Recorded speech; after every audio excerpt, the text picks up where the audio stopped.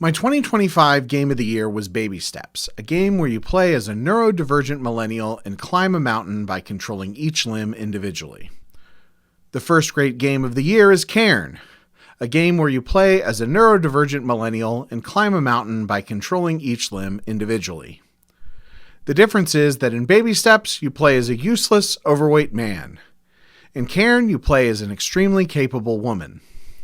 It speaks to the universality of the specific that I found both characters extremely relatable.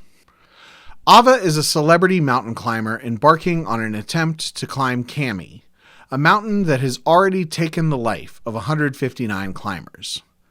Many internet commenters find her to be unlikable because she doesn't return voicemails throughout the game and isn't always the most sociable to people she meets on the climb. I always wonder about internalized misogyny when a female character like this gets a lot of backlash on the internet, but I'm willing to admit she's at least not written to be likable. And of course, like many characters in fiction, the fact that I relate to some of her antisocial tendencies has me taking a look at myself. Mechanically, this game is very similar to Baby Steps. Instead of controlling both feet, you control all four limbs and slowly make your way up a mountain, looking for good holds and trying not to fall to your death. I cannot overemphasize how good this feels. It works that same muscle in your brain that the best puzzle games do while showing beautiful scenery. It's super stressful and rewarding at times, while also being a great game to just put on a podcast and relax with. There are also survival mechanics. You have a health bar as well as thirst, hunger, and cold to deal with. The survival mechanics are probably the weakest element of the game. If you struggle as I did for an extended period of time, you will run out of resources and end up having to go back to a previous save or turn on assist mode, which I will talk about in a minute. On the other hand, if you are moving steadily through the game, there are ample resources such that the survival mechanics don't really factor in. Only if you thread the needle where you're good but not great at the game do they really matter, and even then I didn't find them to add much to the experience.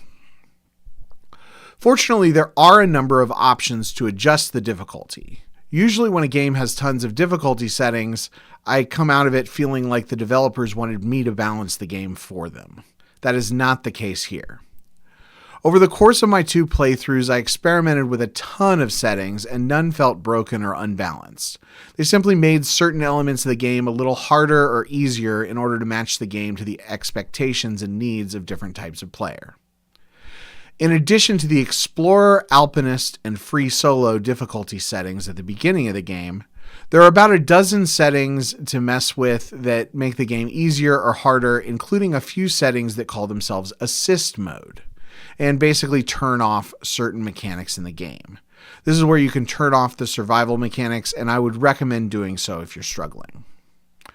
The story is pretty good, but it's also where the limitations of this being a game from a smaller studio come into play. From the get-go, it's pretty clear that Ava has people in her life that care about her and that they don't love her putting herself in danger climbing mountains. She receives voicemails from her girlfriend and her manager, the tone of which get more and more frustrated over the course of the game. You see where this is going. Unfortunately, it all felt abbreviated and escalated a little too quickly for me. I won't spoil the details, but the climactic voicemail happens at the beginning of perhaps the most difficult climb in the game. Because it happens early in this climb and you don't have a second to kind of sit with it, the narrative impact doesn't really hit. In addition to the voicemails, Ava runs into a handful of NPCs on the mountain and finds the remains of a society that had lived there, as well as the bodies of fallen climbers. These little bits and pieces of environmental storytelling really work, but I wish there were a few more NPCs. In general, I think the game would benefit from being a little longer. My first playthrough was 30 hours, but that's because I really did not understand the climbing mechanics, and a few sections took way longer than they should have. The game really doesn't have the best tutorials. If anyone watched my stream from a few weeks ago, even after completing the game twice, I didn't realize I could turn on a light at night. My second playthrough was a more typical 7 hours and change.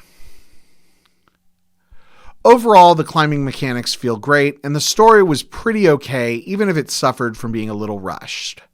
I also love that the victory condition of this game does not require any sort of violence. I could do a whole video about my frustration with the fact that almost every game that I gravitate towards focuses on fighting and/or killing enemies, but we won't go there.